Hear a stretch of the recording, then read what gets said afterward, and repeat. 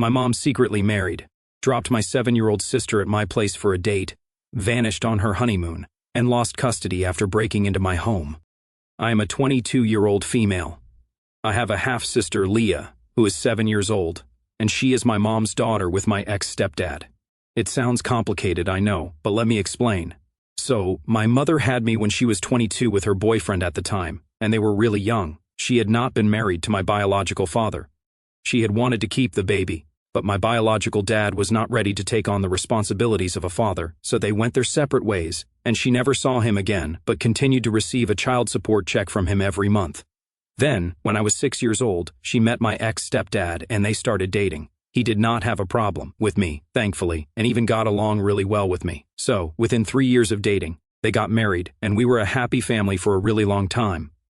Now that this is out of the way, I will be referring to my ex-stepdad as my dad for the purpose of this post because, honestly, that is what I have always referred to him as. Since my biological father has never been in the picture, he has done more for me than my own mother, so he is as good as my father, even if we are not related by blood. I just did not want there to be any confusion, so I cleared it up in the beginning. Now, coming to Leah.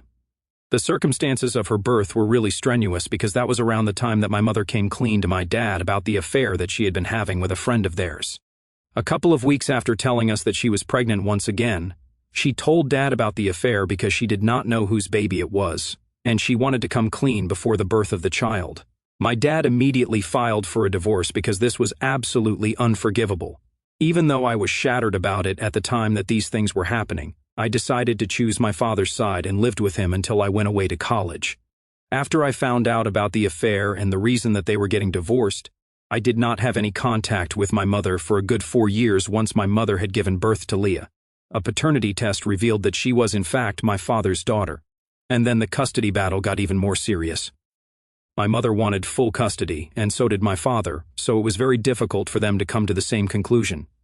Allegations were made, mostly fake ones from my mother's end, and that is what turned me against her even more because I knew my father. I knew what kind of a person he was, and I knew that he had done everything for this family, even though I was not his own flesh and blood. Yet my mother had cheated on him with a person that he had called a friend.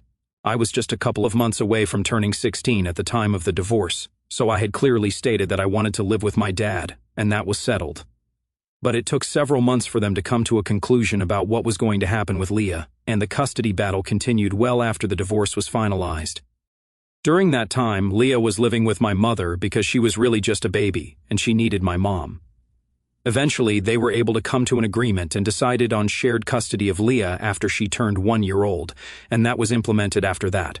So, I was able to bond with Leah 1 year after she was born, but I only started speaking to my mother again a couple of years back. We re-established contact about 4 years ago while I was still in college because she had had a major health scare, and I was afraid that I was going to lose her. I found out about it from my grandparents, and they begged me to speak to her just one time, so I did, and then we started speaking to each other again. Of course, I discussed it with my father first, and he told me that he was fine with it because I was an adult and I could make my own decisions. He was also not the kind of guy who would use a child against their mother to punish them. Anyway, 4 years later, I would not say that we are the way that we used to be, but I am at least on speaking terms with my mother, and I occasionally do meet her too. I graduated last year and got a job soon after, so I have been living in an apartment that I share with my roommate and friend from college since then. Last week, my mom dropped Leah off at my place and said that she was going to go out on a date after a really long time. Unfortunately, her sitter had bailed at the very last minute because the woman was out sick. My grandparents were not in town, and my dad was away on a business trip as well, so he could not take care of her either. She told me not to mention any of this to him because she did not want him to know that she was going out on a date, and the story checked out, so I did not find anything suspicious. She told me that she expected me to take care of Leah for a couple of hours and that she would be back by night to pick her up. I agreed to it because I thought it would be a matter of just a couple of hours, so I was fine with it. Leah and I watched some TV for a while, and then I made her dinner, after which she fell asleep. It was around 9 p.m. at the time, and I waited for about 2 more hours before finally calling my mother up to ask where she was because it was getting really late and I had work the next day. But when I called her, it went straight to voicemail. I started panicking, so I called her a couple more times. She finally picked up on the 5th phone call and told me that I needed to stop spamming her. When I asked her where she was, she told me that she was going off on her honeymoon because apparently she had secretly gotten married to her boyfriend a couple of weeks back, and now she wanted to enjoy herself for a bit. I was speechless because that was not the reply that I had been expecting. I just thought that she had been caught up in traffic or something. When I recovered my senses, I instantly told her that she could not do this because I could not take care of Leah all on my own. And from what I knew, Dad would not be back from his business trip for another 5 days. There was also the fact that I did not even know if my roommate would be fine with this since I had only told her that Leah was with us for just a couple of hours. While she had been fine with that, taking care of a child for several days was a different ballgame altogether. Both of us had work in the mornings, and I was freaking out, but my mother did not seem to care and just said that this was my problem to deal with now since Leah was my half-sister as well, so I needed to figure out a way to deal with this. Then she hung up before I could say anything else, and after I tried to call a couple more times, I realized that she had probably muted me because it just kept ringing. I started losing my mind at that point, but I had to keep it quiet because both Leah and my roommate were asleep, and I had no idea what to do. Leah was on summer break, so it was not even like I could drop her off at school or something. On top of that, I did not even have the phone numbers or the resources to arrange for a babysitter, and I just had no idea what to do. So, I called my dad up and told him everything. According to Leah's custody arrangement, my dad had her for half of the month, and my mother for the other half, so this was my mom's turn to take care of her, but she had bailed and had put me in a really difficult position. Not just me, but also my father, because this business trip was really important for him and he could not come back for a while until he had dealt with everything. He calmed me down and told me that he would handle this, reassured me that I would not have to worry about it, and called me back a couple of minutes later to tell me that he had sorted everything out. He had spoken to a friend of his and had arranged for a babysitter who would watch Leah for the next couple of days while we were out at work. When he told me that, I could finally breathe a sigh of relief because now all I had to do was tell my roommate about the situation, and she was a really good friend of mine, so I was sure that she would understand. The next morning before I left for work, the sitter showed up, and I was incredibly relieved because she seemed like a professional, and I knew that my sister would be in safe hands. I also spoke to my roommate the next morning, and just as I had expected, she could understand what was going on and was fine with this arrangement. I thought everything had been sorted out, but later during the day, while I was at work, I received a phone call from my mother, and just like she had not answered my calls the previous night, I decided to ignore her as well, because I was incredibly pissed off at what she had pulled. But she just kept calling me again and again, so I finally answered, and she started freaking out at me instantly. She kept yelling at me, and I was able to understand that apparently my dad had called her and told her that what she had done was absolutely unacceptable, and now he would be filing for full custody once again. This time, he was going to make sure that he left no stone unturned to ensure that Leah stayed with him full time.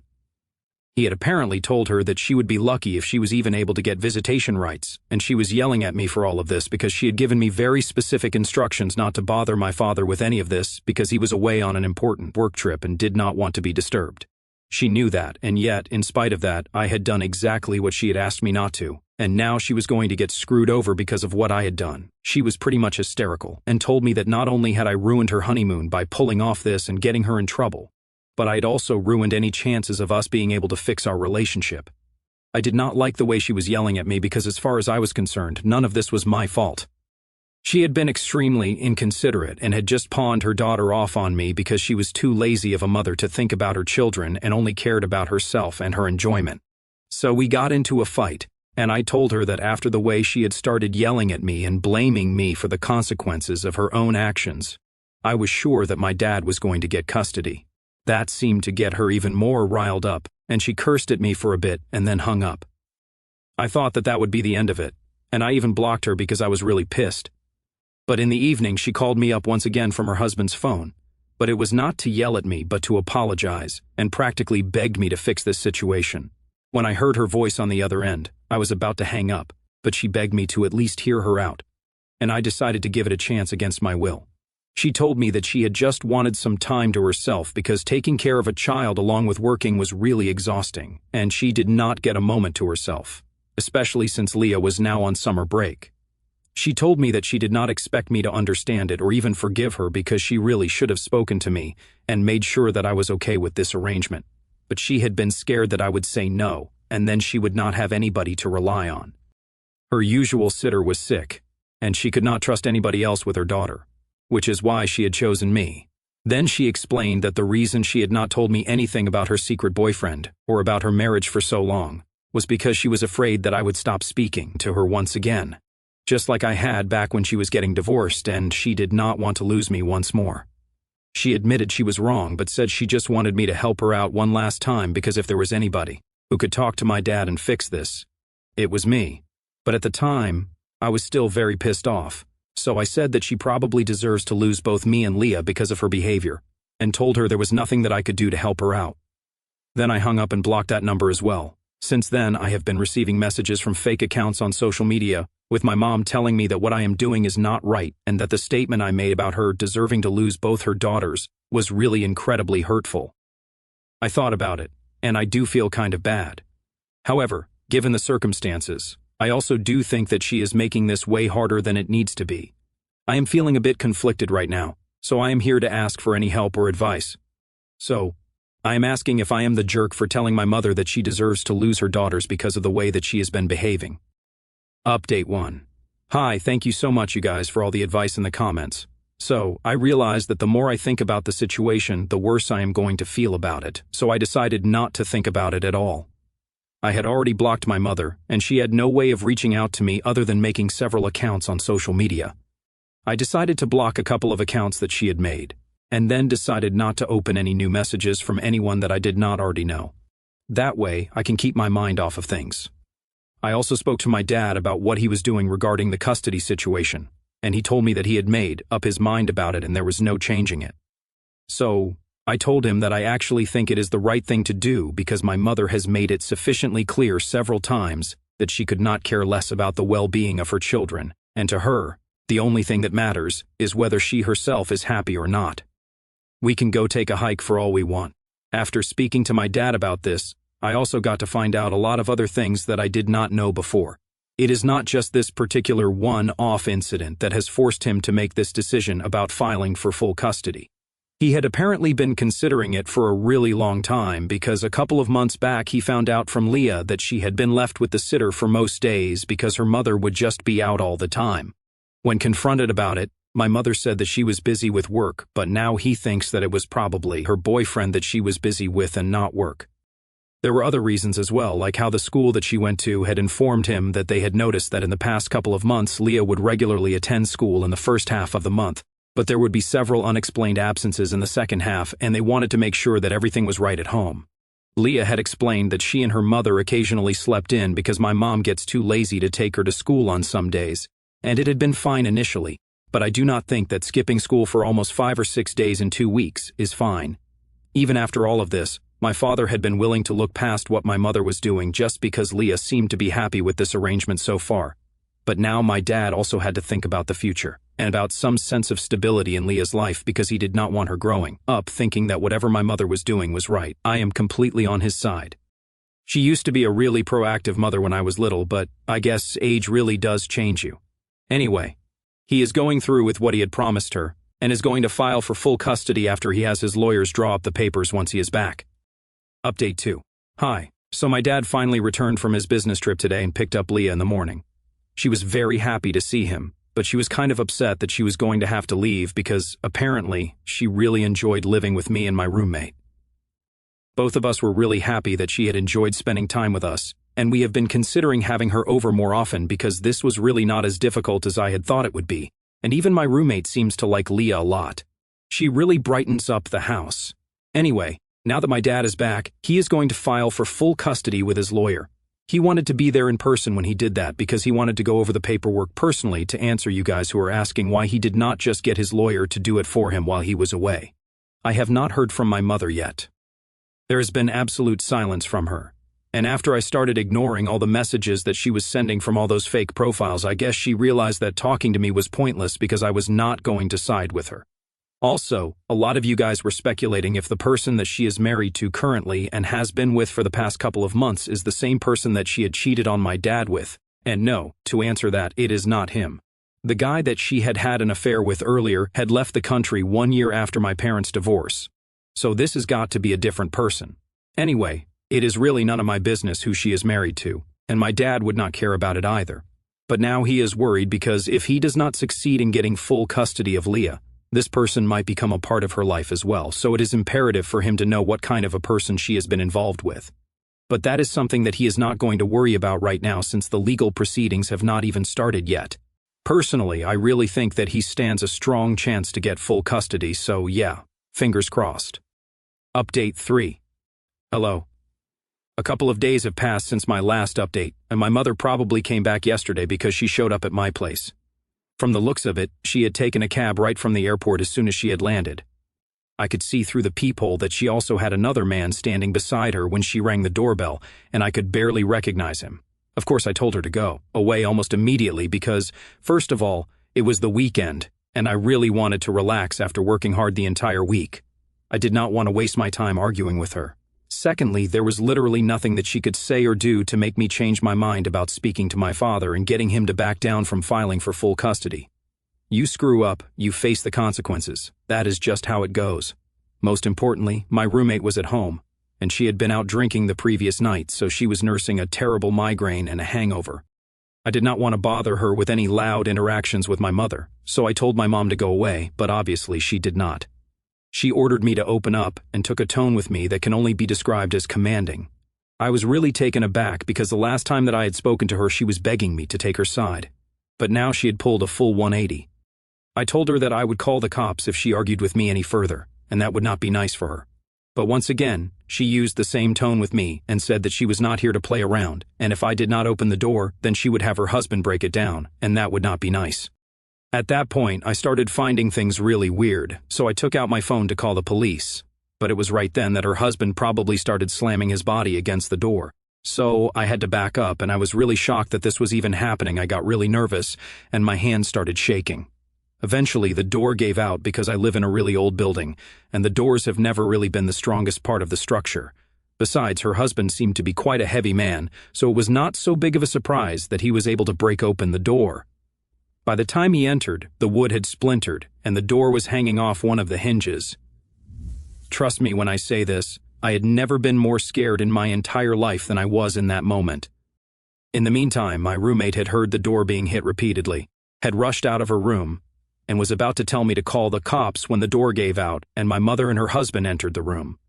I still had my phone in my hand, and my roommate was about to get hers, but my mother was quicker than both of us, and we were in shock and really scared. So she took advantage of that, grabbed my phone from my hand, and stopped my roommate from going back inside her room to get her phone by standing in the doorway.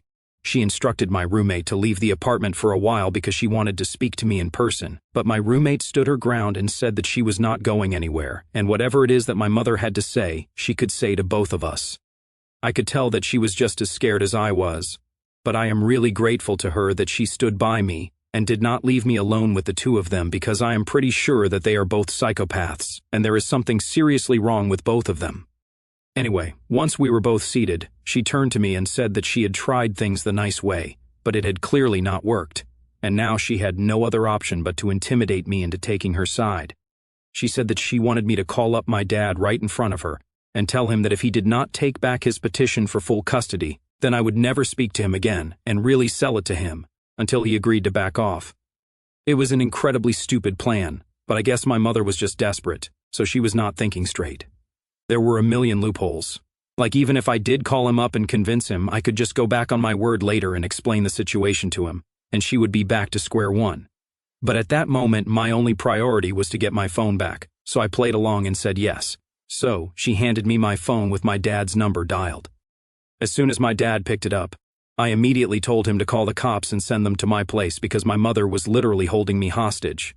My mother quickly snatched the phone back from me, and then she went ballistic. She started shaking me by the shoulders and cursing at me. I honestly expected her to start frothing at the mouth. She was acting that feral and crazy. Thankfully, I guess her husband came to his senses and said that if I had instructed my dad to call the cops, then they would show up at any moment, and it would be better for them to leave. She did not bother to listen to him, so he literally abandoned her and made a run for it. So much for their marriage vows. But even after he had left, she continued to fight with me and eventually just started crying when she heard my dad show up with the cops at the door.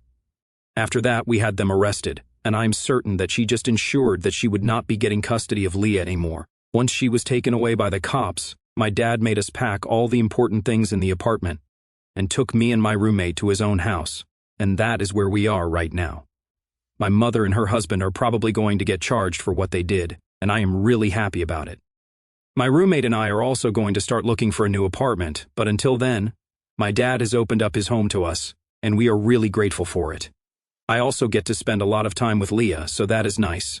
Now, I am just hoping that my mother and her husband get punished for what they did, because it was a really traumatic experience for both me and my roommate. I felt especially worse for her because this was my family drama that she got involved in, but I am also thankful for her because I do not know what might have happened had she not been there in the apartment with me that day. Update 4. Hi, so this update is coming almost 2 months after my last. I have been busy for the past 2 months, so I do apologize for the delay. Anyway, a couple of weeks back, the judge signed off on my dad getting full custody, and my mom gets supervised visiting rights. She should count herself lucky she got even that, because she is currently looking at least 3 months in jail and a huge fine because of what she put me and my roommate through. Her husband was lucky enough to get off with community service, since he had had the good sense to make a run for it and just in the nick of time. Anyway, I am just happy today. I will not have to interact with my mother anytime soon, and I am very relieved that this is all over now. I also moved out of my dad's house a couple of weeks after I posted my last update, since my roommate and I were able to find a new apartment in a much nicer neighborhood. A lot of you had questions about why none of our neighbors in the apartment building had made any phone calls to the police if they had heard the door being broken down or even any loud noises at all. Nobody even bothered to check out what was going on. And well, it is just that we lived in a pretty dangerous and terrible neighborhood. The rent was crazy affordable, and we were just being cheap, which is why we had made that decision. But after that incident, we realized that we would much rather spend a little more money and live in a nicer neighborhood with people who would at least have our backs and call the police in case something went wrong. In our previous neighborhood, things like this were not a rare occurrence, and there was barely any security, so people mostly just thought that it was better to mind their own business because they did not want to get caught up in anything dangerous, which is why I can understand why they did not bother to check up on us or call the police. Anyway, my roommate and I live in a much better place now, and I have made sure that I have cut ties with anybody who still had contact with my mother after that particular incident, including my grandparents. I want nothing to do with anybody who thinks that what she did was right, but as of now, we are all happy, healthy, and safe, and that is what matters.